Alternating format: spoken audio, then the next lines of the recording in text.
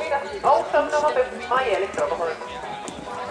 Og vil man gerne ind og have en førsteplads i denne klasse, så er tiden, der skal slås, altså 35,72.